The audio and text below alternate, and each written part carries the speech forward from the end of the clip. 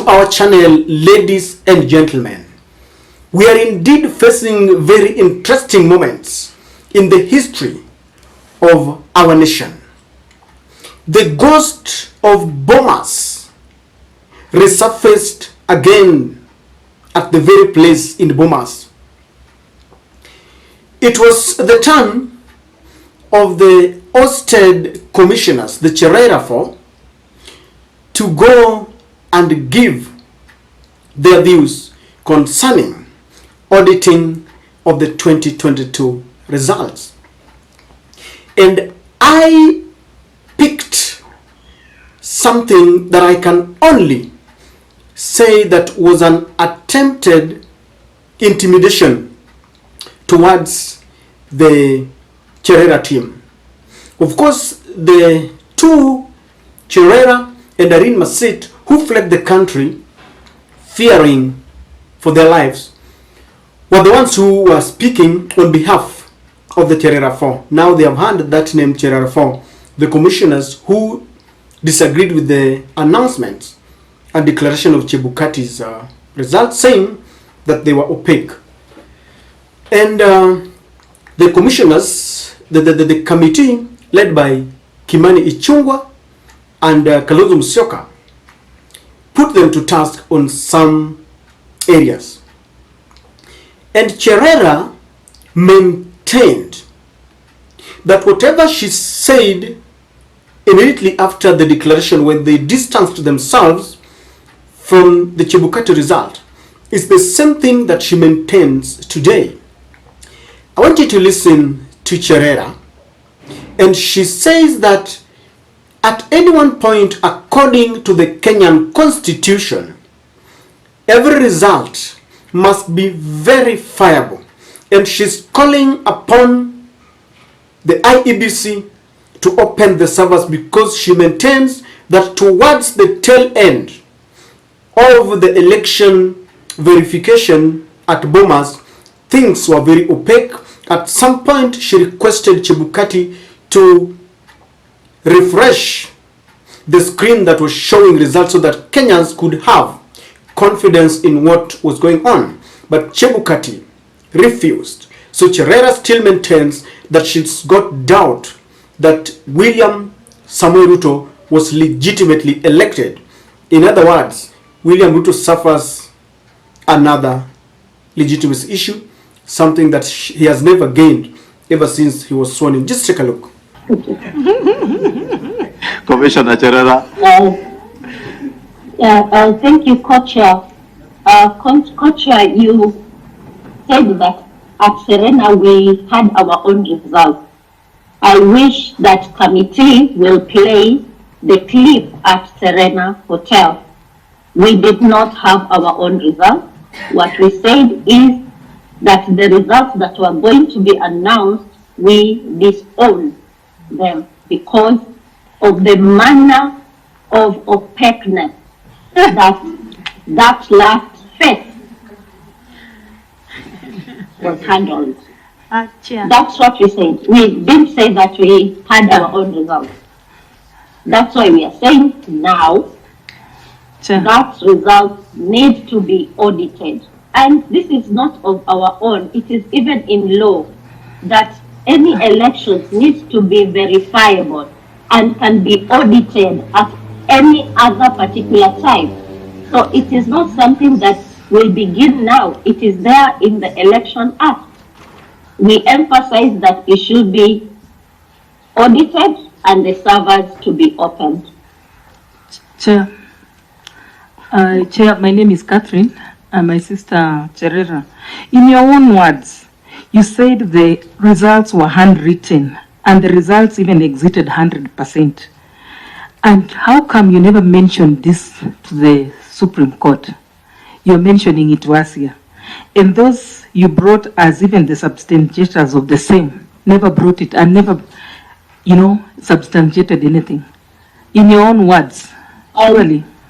Honorable Committee, I will invite you to my affidavit to the Supreme Court. Whatever we are saying now It is in our affidavit that we filed at the Supreme Court. Unfortunately, it's like nothing or not everything was read through. We explained everything that we said, and after the Supreme Court gave its ruling, we said we abide by that because it is the apex court of our country. And as law-abiding citizens, we said, yes, we accept it. And from that day henceforth, the Cherera have never spoken until today. Let me submit to this honorable committee that everything we have said, it is in our affidavit. Okay, the Commissioner, I will request that you allow us.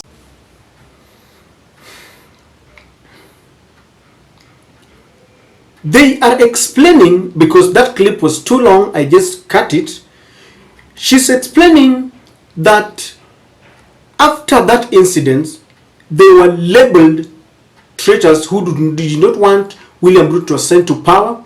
And of course, you all know that this found itself even at the Supreme Court during the presidential case, where the government maintained that Cherera 4 wanted to overturn and subvert the will of the people. Today, the term will of the people is very difficult to determine, because William Ruto believes or is telling us that the will of the people means he was voted and some people never wanted him to be announced. The other group believes that Kenyans voted for Raila Odinga, but the IEBC and the Supreme Court subverted the will of the people. It has really initiated memories that we were beginning to forget and we wanted to forget. Without even much ado, this calls for one thing, ladies and gentlemen. Number one, there must be an overhaul of the IEBC, including the Secretariat and the CEO, Hussein Marjan Hussein. That body must be cleaned because they are tainted. We are still asking the president to form a commission of inquiry to inquire into who wanted to kill Chebukai, because those were statements very inflammatory. They were just spoken and they ended that way. Chebukai is walking scot-free, yet Irene Masit and Cherera are aliens in a country because they are someone is pursuing them. And you know that one of the IT gurus, Musando, was killed. So this is something that they could never take lightly. And Koome is not in the country. You know that she ran for her dear life, and you cannot take threats lightly. In Kenya, when you see people threatening you, then you must run if you have that opportunity. At the slightest opportunity, if you have that, then you really need to go away because you will be killed.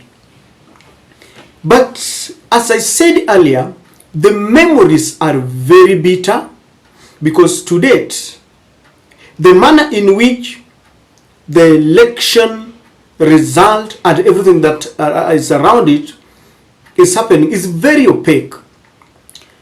The IEBC, the Supreme Court, the President, and the entire Kenya Kwanza team told us that they do not have any legal avenue to open the server, including the Smartmatic company that gave us the pathway to the servers, and all they said that that would be a breach of their contract. It could not be opened. Then we had stories about Jose Camargo in the country. And 1 year down the line, IBC wakes up and they tell us that everything has just changed within a moment and they are ready to open the server. It doesn't need rocket science to show you that something has been cooked and we are ready, or they are ready to serve us whatever they have cooked. They are ready to serve us the Jose Camargo dinner. And their attitude is very simple. You either take it or leave it because we are in power. You either accept it or refuse it. William Ruto has the sword, he's got the military. If this server will be opened, because that's what Cherera is only trying to echo what people have been saying. And she is saying that according to the sacred constitution of Kenya, it is allowed that at any one point the results can be verified. And she's saying that we must do a recount. That overhaul must be done, and we put in a new team and checks and balances, because it has been believed, it is believed that the new commissioners will either be intimidated or bought or compromised, if you like. I feel the pain when our dear sisters abandon their children or abandon their families because someone is pursuing their lives. People woke up very early in the morning to exercise their democratic rights. And an election that is supposed to give us an impetus to move forward economically, politically, socially, and even on religious matters, has left us divided, has left many killed, has left many fleeing the country, because as a result of the opaqueness of the results, people went to the streets and they were butchered. People went to the streets and they were maimed. These elections, I can tell you, was very shambolic. And the people who perpetuated the shambolic elections are walking scot-free. What deterred them from opening the server at the initial stages when Raila asked for it? I'm sure even if Cherera and Masit would come back to the country, they will still be pursued, because they hold so much information that someone would not want them to reveal, because Cherera was saying that there are things she cannot just say on TV. And so, ladies and gentlemen, that ghost still follows us up. I don't know what is gonna be done. Maybe opening the server, and it's not just opening, scrutiny and a forensic audit will show whether someone changed the results, will show, because I know the footprints will still be there. If we don't do something now, we are sitting on a time bomb that will someday explode. You cannot have your way all the time.